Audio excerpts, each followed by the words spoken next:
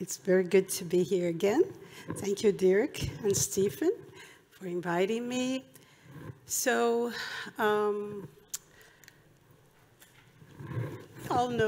all know that epidemiological studies have associated medium and long-term regular coffee consumption with prevention of many diseases, among them cardiovascular diseases and liver diseases, neurological diseases, and various types of cancers. And this is because of the antioxidants mainly and anti-inflammatory effects of the beverage. And of course, this will impact in longevity and increase it. And coffee is an ensemble of chemical substances. All of them operate together, and sometimes they are not very studied or known, but it's an ensemble. But among them, three substances are most studied in animals and in vitro studies. And those are the group, a class of chlorogenic acids that have many compounds, like around 9 major compounds, but many minor compounds, caffeine and trigonelline. And I will focus, we don't have much time, so I'll focus on these compounds, and we'll talk a little bit about the others. And we know that the appropriate amount of caffeine for us gives us well-being and a feeling of reward, but a little too much can give us anxiety, irritation, palpitation, fear. And this depends on the individual sensitivity, and if you have a dominant sympathetic or parasympathetic system, if you metabolize it faster, slower, and of course, if you also ingest other stimulant foods. And also a long time the body adaptation occurs. But caffeine is not only that. Caffeine has many other effects on our health, and many of them are associated with the chlorogenic acids, including the antioxidant through signaling transduction, and antimicrobial effects, antidepressive, anti-hyperlipidemic, and analgesic, and the other effects that are related to the stimulative effect. And chlorogenic acids that I'm calling here CGA have even more studied properties. You can see there, antioxidant, hepatoprotective, cardioprotective, wound healing. That has to do also with the hepatoprotective, improves immunity, anti-hyperlipidemic effect, weight regulation, anti-mutagenic, glycemic regulation, antidepressive, neuroprotective. Many of these properties, they are classical of phenolic compounds, like the wine phenolic compounds and other beverages. And this high antioxidant activity of chlorogenic acids, together with the high consumption of coffee, makes this group of compounds the most important compounds in our diet related to antioxidant activity. So this is not only proved in Brazil, but in many countries around Europe. It contributes also to the antioxidant activity, like I show you. Trigonelline also is a precursor of vitamin B3, niacin, which is also in other foods, so that's why we don't talk much about it. It's actually abundant in other foods, but it also has an antibacterial effect, helps the glycemic regulation, has anti-cardiogenic effect, and supports coffee antioxidant activity, and helps neurons, regeneration, and again, hypolipidemic effect. We were talking about that today. And we also have melanoidins, which work as antioxidants and also as a fiber. has prebiotics, minerals, and other bioactive compounds, and the polysaccharides there are on mostly on the silver skin and in some other parts. So in USA, you heard this morning is the largest coffee consuming around the world. And recently, in addition to cup quality, the focus on health promotion has increased significantly in the country. So there are launching of many brands with health claims, mainly highlighting the antioxidant and stimulating properties of the beverage. Mycotoxins, and to a lesser extent, acrylamide, have also concerns about, raised concerns about among consumers. And you can see in the label, there are coffees that say they are the healthiest coffee in the world. So in 2022, we collected 127 samples from the US market, and we divided into 3 groups: health performance, gourmet, traditional, and we analyzed them for caffeine and CGA, trigonelline. Also, we selected 58 samples, we analyzed them for acrylamide and narcotoxin A. So only a few samples really had a high antioxidant activity, and some that had high caffeine amount because they had Robusta. But if you compare the 3 groups, they were not the health performance coffee. They did not perform better than any other coffee. And they also, we had 2 samples that presented ochratoxin, and the gourmet sample actually performed better than the others. So this was marketing, right? So we think, what if we really want to make a good coffee? Because coffee is already naturally good, but we have some challenges. And what if we want to design a healthy coffee? Now, we can never say healthier, healthiest, but healthy coffee.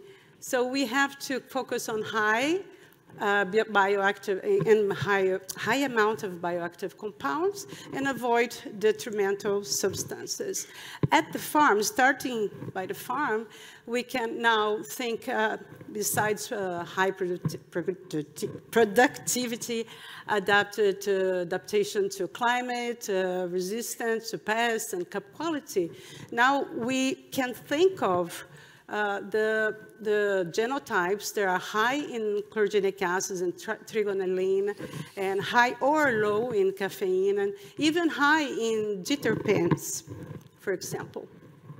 And we have some examples there of the Laurina that has a low caffeine, and there are some new genotypes of Canephora that presented high chlorogenic acids and high caffeine. So we could collected a few, and after 3 years we registered a cultivar called Salutar with Professor Fabio Partelli from Espírito Santo, Brazil.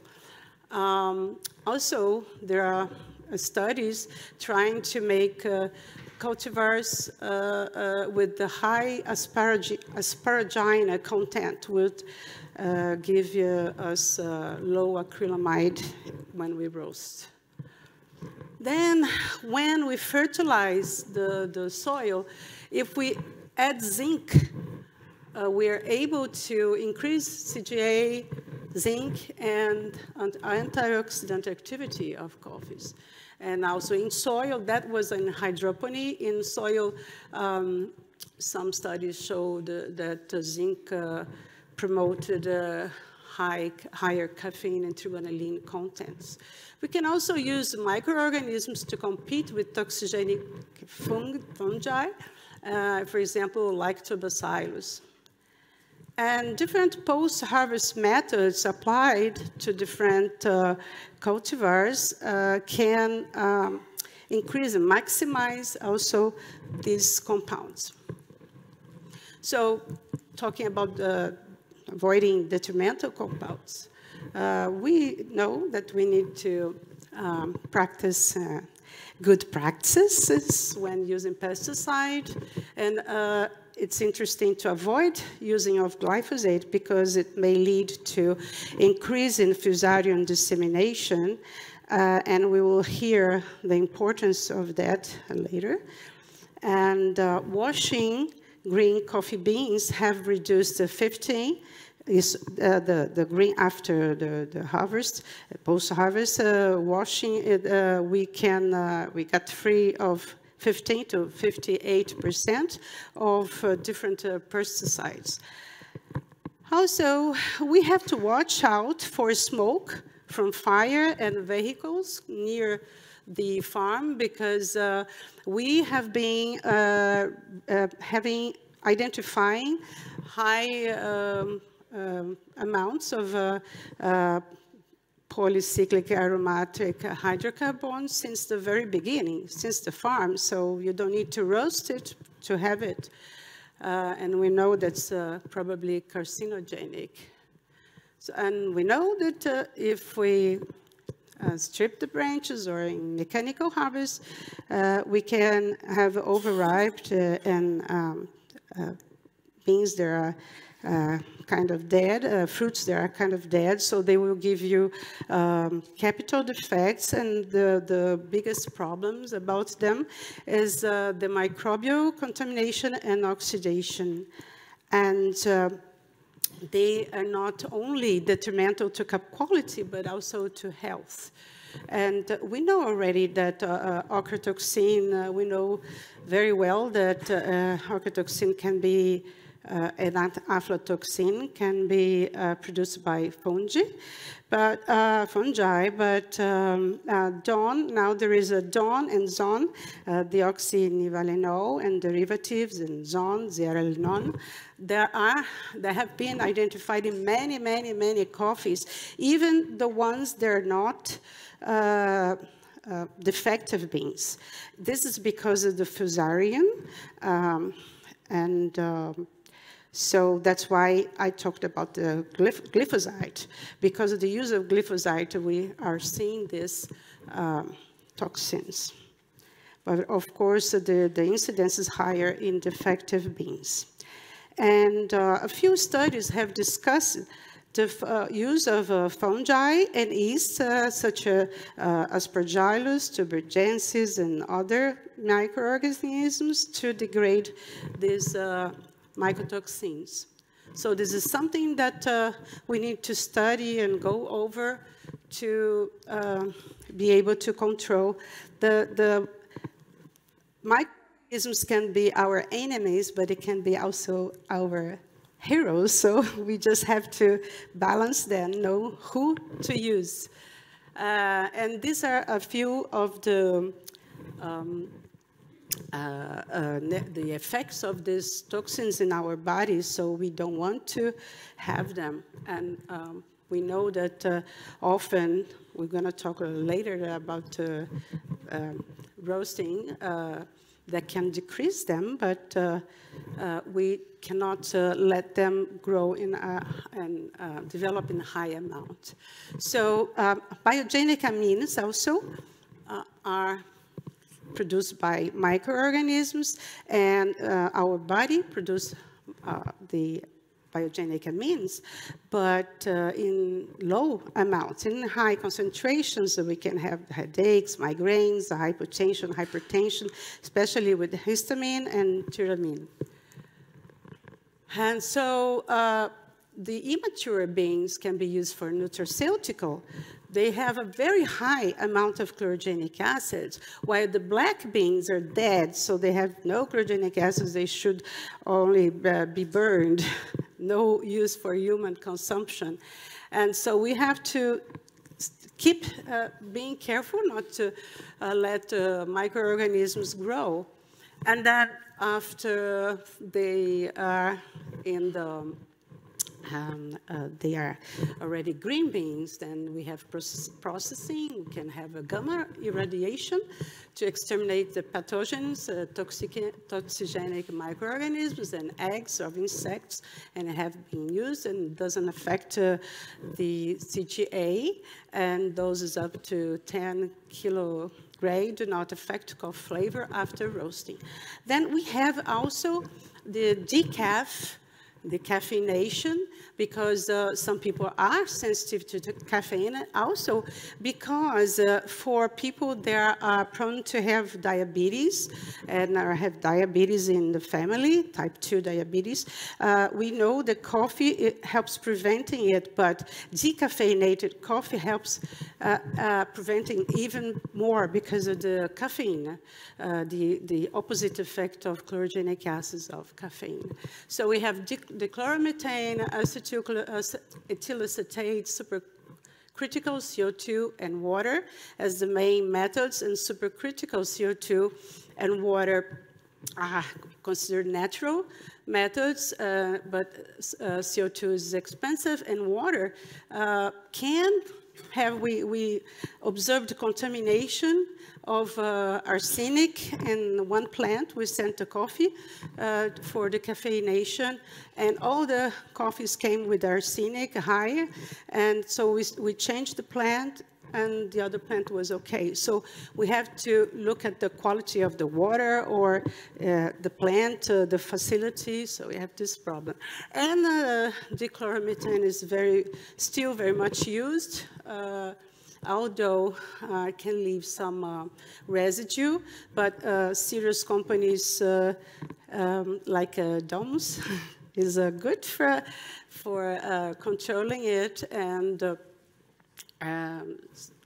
we have already analyzing some and found some high amount of dichloromethane in coffee. So we have just to watch, and especially for the people that consume it a lot. Ethylacetate is okay, but it's expensive also. Then the stomach-friendly coffee. Coffee may increase release of gastric juice because of irritation and reflux. Chlorogenic acids and other acids, they stimulate release of gastrin, increase secretion of digested fluid, and motility of the gastrointestinal tract. And 5-HT is a part of the wax in the outer layer of the bean, which may irritate the stomach, and so it's partly degraded during roasting, but not completely. And the caffeine, the long-term use, may relax the lower esophageal sphincter. And one minute more. Okay. Yeah. So, and there is also the asparaginase. If we want to get rid of the acrylamide, to decrease acrylamide, we can use asparagine, and the liquid asparaginase is more efficient, and the steam treatment itself already decreased the amount, and 2,000 or 3,000 units of liquid enzyme cause 60% reduction, but the powder enzyme didn't work well, and especially for taste, and no loss of other components was observed. So at the roastery, we'll just to finish this roast part, that's at the finish. We usually get rid of the silver skin, but it has a potential prebiotic effect because of the polysaccharides. So if the coffee is organic and clean, it's okay to use it. But if it has a mycotoxin and pesticide, we cannot use it because it goes, the roaster brings it up, and so it doesn't get the same heat than the bean. So many times it's still contaminated. caffeine, nothing happens. So we just choose the cultivars and genotypes. And chlorogenic acids, we know that it decreases with time, and lactones are created from the chlorogenic acids, but still have the same antioxidant activity. And the best roast for the lactones is the medium, when they reach the highest, like medium, and the chlorogenic acids and lactones together, they contribute to antioxidant activity, which decreases. But if you look at the coffee, the antioxidant activity decreases in a slower rate than the decrease of chlorogenic and lactones because of the melanoidins, which incorporates them. So we have the reasonable contents in these roasts. And just to end the toxigenic compounds, pesticides and the mycotoxins, they can always get degraded with the roasts and acrylamide. So if we look at the whole picture, we have acrylamide in the lighter, the HPA, which already can see the coffee with the HPA, but it really goes high in the very dark roast. And so we can still stay, the furan goes higher, but if you look at the medium and dark medium roasts, it's okay.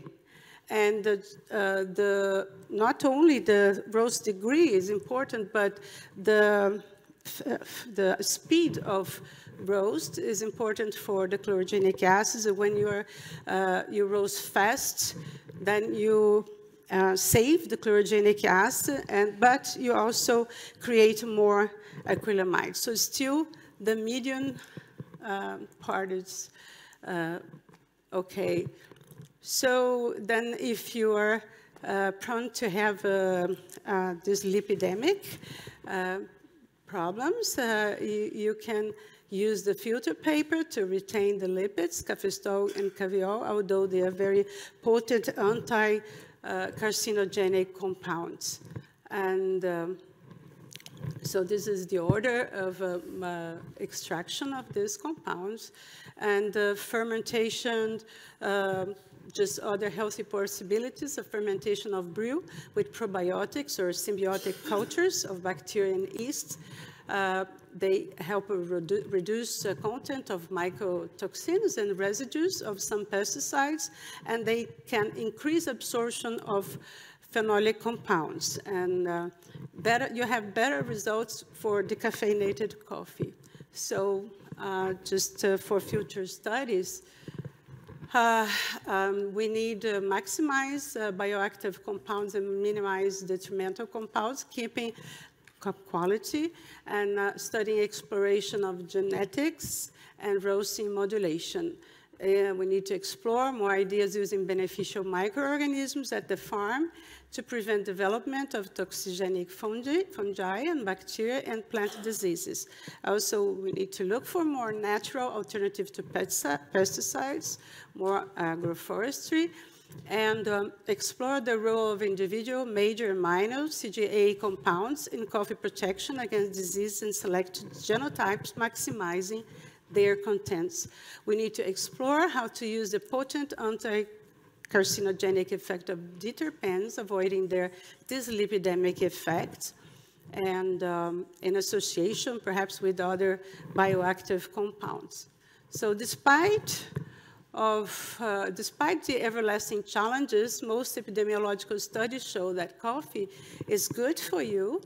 And so choose your coffee proudly, the best brewing method for it, and drink it not too hot. Thank you. I'm sorry for the time. Thank you very much to Professor Farah.